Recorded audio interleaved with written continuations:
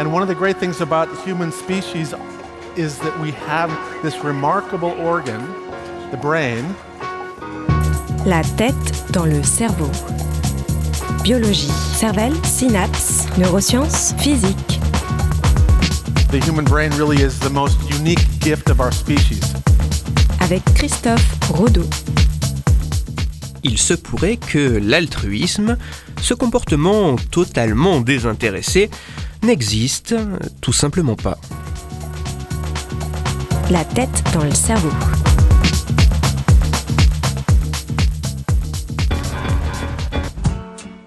L'altruisme peut se définir comme le comportement caractérisé par des actes a priori désintéressés, ne procurant pas d'avantage apparent et immédiat à l'individu qui les exécute, mais bénéfiques à ou pour d'autres personnes.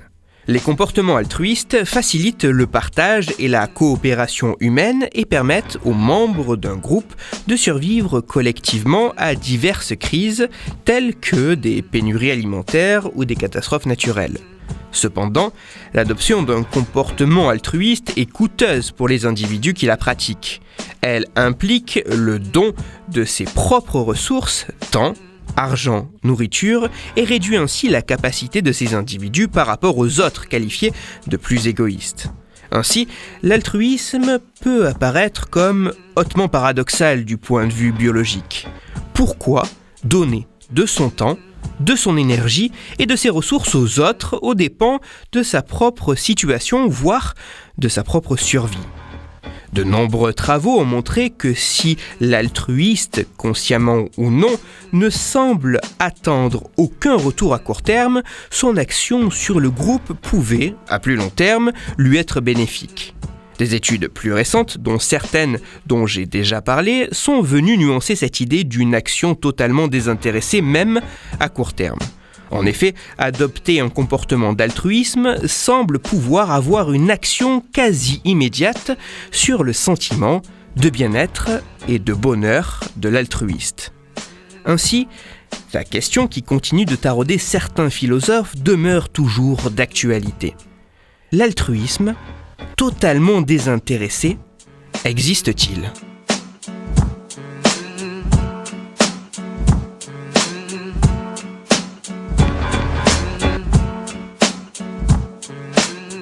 Afin d'essayer d'un peu mieux comprendre ce qu'il se passe dans le cerveau lors d'un comportement altruiste et de peut-être apporter des éléments de réponse sur l'existence d'un altruisme désintéressé, des chercheurs chinois ont récemment mené une étude très intéressante.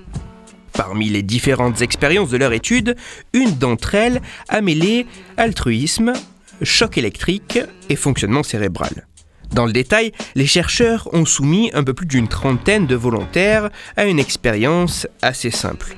Dans les grandes lignes, cette expérience se déroulait en deux phases. La phase de test et la phase de douleur. Durant la phase de test, le participant était mis de manière aléatoire face à deux lignes de symboles ou face à une question, le tout sur un écran. Lorsque les deux lignes de symboles apparaissaient, la tâche du volontaire était d'indiquer si les symboles des deux lignes étaient identiques, deux lignes de rond, ou si les symboles étaient différents, une ligne de rond et une autre de carré. Lorsque la question apparaissait, le participant devait soit répondre en acceptant la proposition de la question, soit en la refusant. La question posée pouvait varier, mais elle avait toujours la même signification. Dans les grandes lignes, elle demandait si le participant était prêt à mettre une certaine somme d'argent de sa poche pour récolter une somme plus ou moins importante en faveur d'orphelins. Que cela soit après une session assez neutre, d'identification de symboles, ou plus altruiste, de don d'argent, les volontaires devaient évaluer grâce à une échelle allant de 0 à 6 si leur décision avait été utile pour les enfants orphelins. Une fois cette session d'évaluation passée, la phase de test se terminait et la deuxième phase de l'expérience, la phase de douleur, pouvait commencer. Que le volontaire ait vu une suite de symboles ou une question, la phase de douleur était toujours la même. Dans un premier temps, un choc électrique était appliqué sur la main du participant. Et dans un deuxième temps, le volontaire devait évaluer, sur une échelle de 0 à 10, l'intensité de la douleur ressentie. Une fois la phase de douleur terminée, une nouvelle phase de test suivie d'une phase de douleur suivait, et ainsi de suite pour un certain nombre d'essais. L'ensemble de l'expérience se déroulait à l'intérieur d'une machine IRM afin que les scientifiques puissent mesurer de manière indirecte les variations de l'activité cérébrale des individus en fonction de l'accomplissement d'un comportement altruiste ou non, suivi d'un épisode douloureux. En comparant les éléments obtenus suite à une action altruiste ou plus neutre, les résultats sont assez fascinants.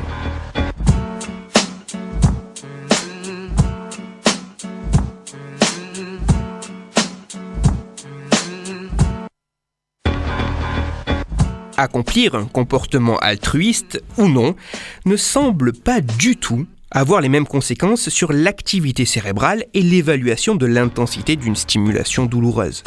D'un point de vue subjectif, l'intensité de la douleur est perçue comme significativement bien moins forte suite à un comportement altruiste que suite à un comportement plus neutre. D'un point de vue plus objectif, au niveau cérébral, les différences d'activité entre un comportement d'altruisme ou plus neutre sont nombreuses. Tout d'abord, pendant la phase de test, suite à une action de don, une région cérébrale voit son activité augmenter comparé à ce qu'il se passe suite à une action plus neutre. Cette région, le cortex préfrontal ventromédian, jouerait notamment un rôle dans notre conception de la signification d'une situation pour notre bien-être physique et social. En d'autres termes, et de manière un peu caricaturale, cette région participerait à indiquer ce qui est bien pour nous, et son activité pourrait être augmentée suite à un comportement altruiste. Ensuite, pendant la phase de douleur, suite à une action altruiste, pendant le choc électrique, plusieurs régions cérébrales voient leur activité diminuer comparée à ce qu'il se passe suite à une action plus neutre. Dans le détail, ces régions sont de manière bilatérale le cortex insulaire, la partie dorsale du cortex cingulaire antérieur et le cortex somatosensoriel primaire droit. Des régions cérébrales reconnues pour jouer un rôle dans la perception de la douleur. Autrement dit, suite à un comportement altruiste, en cas de douleur, les régions cérébrales qui participent à cette sensation sembleraient moins actives.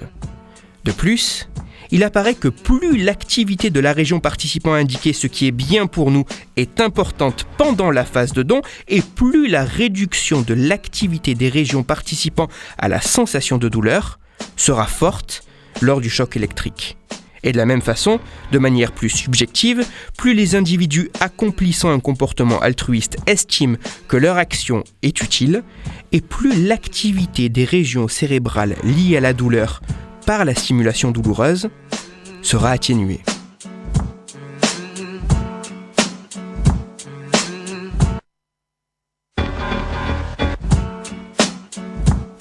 Au final, le simple fait d'adopter un comportement altruiste permettrait de modifier le fonctionnement de certaines régions cérébrales en augmentant l'activité d'une région participant à indiquer ce qui est bien pour nous, tout en diminuant l'activité de régions participant à la sensation de douleur, le tout permettant de réduire l'intensité de la douleur perçue.